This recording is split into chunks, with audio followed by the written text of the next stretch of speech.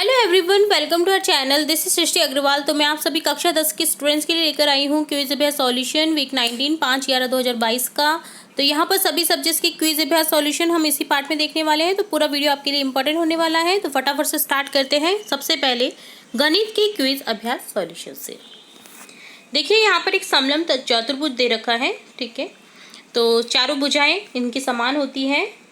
तो एक विकर्ण दे रखा है, भाग ए भाग बी दे रखा है। अब दिया गया क्वेश्चन है, अरविंद ने आकृति में दर्शाए गए एक समचतुर्भुज को दो भागों में विभाजित किया। वह भाग एक में से सफेद कागज और भाग बी में एक रंगीन कागज रखता है।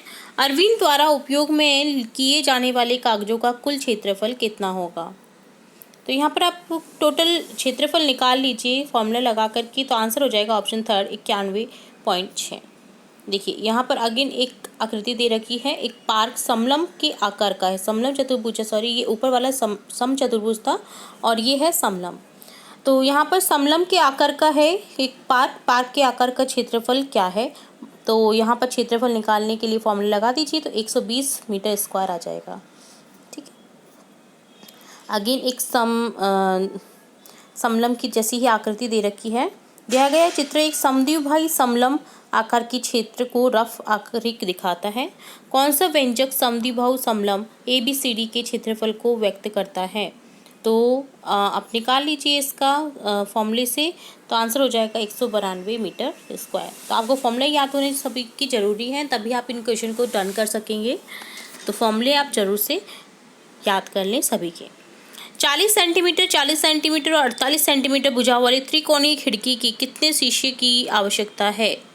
तो देखिए, 40 सेंटीमीटर त्रिकोणीय खिड़की है। ठीक है, 3 कोनों की, यानी ये कौन सा समद्विबाहु त्रिभुज है। ठीक है, 2 समान भुजाएं हैं और एक अलग है। तो आपको उसका शीशे की जो है वो निकालनी है। कितने सेंटीमीटर स्क्वायर की शीशे की जरूरत पड़ेगी। तो यहाँ पर आंसर जब निकालेंगे तो हो जाएगा 768।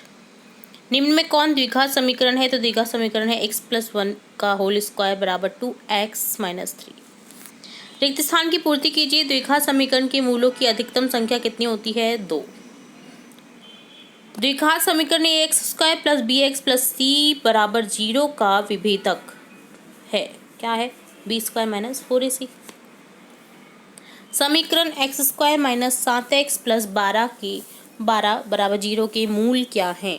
तो मूल हो जाएंगे यहाँ पर 3 और 4। जब आप उसे निकालेंगे तो मूल आपको पता चल जाएगा, ये सही है। ठीक है, ax² + bx + c बराबर 0 a ≠ 0 के दो समान और वास्तविक मूल हैं जब b² - 4ac बराबर 0 होगा। 2x² + 2√3x बराबर 0 + 3 बराबर 0 के मूलों की प्रकृति क्या है? कोई वास्तविक मूल नहीं है। 2x² + x - 5 बराबर 0 का विभेदक क्या हो जाएगा? 41 x के किस मान के लिए द्विघात समीकरण x² - 3x + k बराबर 0 के मूल समान है? तो यहाँ पर हो जाएगा 9/4। आप देखेंगे विज्ञान के क्विज अभ्यास सॉल्यूशन, साइंस के क्विज अभ्यास सॉल्यूशन को। तो फर्स्ट क्वेश्चन है, किसी द्रव का वाष्प रूप में परिवर्तन कहलाता है वाष्पीकरण। गर्मी के मौसम में मिट्टी के बर्तन में रखा पानी ठंडा हो जाता है, इसका कारण है वाष्पीकरण। वृक्षों की पत्तियों से वाष्पोत्सर्जन का एक उदाहरण वाष्पीकरण। इनमें से कौन सा कारक वाष्पीकरण की दर को नहीं बढ़ाता है? आर्द्रता में बढ़ती। जंग लगने पर इनमें से किसकी आवश्यकता होती है? लोहे की वस्तु, ऑक्सीजन की उपस्थिति, नमी की उपस्थिति, तभी तो लोहे पर जंग लगती है। तो यहाँ पर उपरोक्त सभी आंसर आ जाएगा। जंग लगने से रोका जा सकता है गैल्वेनीकरण द्वारा, ग्रीसिंग द्वारा और पेंटिंग द्वारा। उपरोक्त सभी आंसर आ जाएगा। लोहे की सतह पर जस्ते की एक परत जमा करने को कहा जाता है गैल्वेनीकरण। ठीक है, जस्ते की एक परत बिछा देते हैं लोहे पर, जिससे उससे जंग से बचाया जा सकता है। जंग की रोकथाम के लिए किस विधि का उपयोग नहीं किया जाता है? ग्रीसिंग का किया जाता है, पेंटिंग का किया जाता है, प्लेटिंग का किया जाता है। ग्रीसिंग पेंटिंग तो हम घरों में भी करते हैं, हमारे कूलर हुए और भी जो लोहे की चीज़ें होती हैं, हमारी स्टैंड होते हैं, तो उन पर हम पेंटिंग करते हैं, ग्रीसिंग करते हैं। हीटिंग, गर्म करना नहीं करते हैं उपयोग में। तो यहाँ पर ऑप्शन 4 करेक्ट हो जाएगा। धातु ऑक्सीजन के साथ अभिक्रिया करके उत्पन्न करती हैं धातु ऑक्साइड। कौन सा विकल्प दी गई अभिक्रिया को पूरा करता है? MgO + HNO3, MgO + 2HNO3, MgNO3 का होल 2 + H2O। जब कोई धातु क्षार के साथ अभिक्रिया करती है तो कौन सी गैस उत्पन्न होती है? हाइड्रोजन। एक तत्व ई पानी के साथ अभिक्रिया करके घोल बनाता है जो फिनोल्फ्थीन के घोल को गुलाबी कर देता है। तत्व ई के सबसे अधिक होने की संभावना है सी।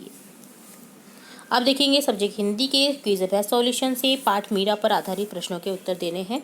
राणा सांगा कौन थे? मीरा के ससुर। पाठ मीरा पर आधारित प्रश्नों के उत्तर दीजिए। मीरा के गुरु कौन थे? संत रैदास। किसके सिर पर मोर मुकुट, शरीर पर पीतांबर तथा गले में वैजंती माला है? श्री कृष्ण की। पाठ मीरा पर आधारित प्रश्न है। भक्त कारण रूप नरहरि धर्यो आप शरीर। निम्नलिखित पंक्तियों के द्वारा मीरा क्या कहना चाहती है? भगवान ने भक्त के कारण ही नरसिंह का रूप धरा था, क्योंकि प्रहलाद को बचाने के लिए भगवान ने नरसिंह का अवतार धरा था। हिरण्यकश्यप को मारने के लिए, क्योंकि हिरण्यकश्यप को न तो आदमी मार सकता था न जानवर, तो जो भगवान है उन्होंने नरसिंह का अवतार लिया था। आधे नर यानी आदमी और आधा सिंह यानी शेर का रूप था। और कहाँ मारा था? धेरी पे, क्योंकि ना अंदर मार सकते थे, ना बाहर मार सकते थे, ना ऊपर मार सकते थे, ना नीचे। तो उन्होंने अपनी जांघ पर उसको फाड़ा था, यानी उसके हृदय को फाड़ा था, चीर करा था। कहाँ पर? धेरी पर। ठीक है, धेरी ना अंदर होती है ना बाहर होती है। ठीक है, तो बहुत ही अच्छा अवतार था। भक्त के कारण, भक्त प्रहलाद को बचाने के लिए ही उन्होंने अपना ये रूप धरा था। तो भक्त की विशेषता बताई है भगवान के लिए कि कितने महत्वपूर्ण होते हैं भगवान के लिए भक्त। पाठ जॉर्ज पंचम की नाक पर आधारित प्रश्नों के उत्तर देने हैं। महारानी एलिजाबेथ के पति कौन थे? Prince Philip. महारानी का सूट बनाने में कितनी रकम खर्च हुई थी? 400 पाउंड। किस जगह पर जॉर्ज पंचम की लाट की नाक एकाएक गायब हो गई थी? इंडिया गेट के सामने वाली जगह पर। पाठ में प्रयुक्त हुक्काम शब्द का क्या अर्थ है? शासक वर्ग।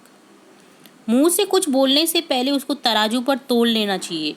मुहावरे तराजू पर तोलना क्या अर्थ होता है? उचित अनुचित का निर्णय कर लेना चाहिए। यानी मौका पाते ही करण ने अपना आरोप विनय के मत्थे मढ़ दिया। वाक्य में मुहावरे मत्थे मढ़ना का क्या अर्थ है? यानी जबरदस्ती आरोप लगाना। अपन बोलते हैं ना, कॉमन लैंग्वेज में बोलते हैं कि उसने तो मेरे माथे पढ़ दिया ये, तो इसका अर्थ ये होता है।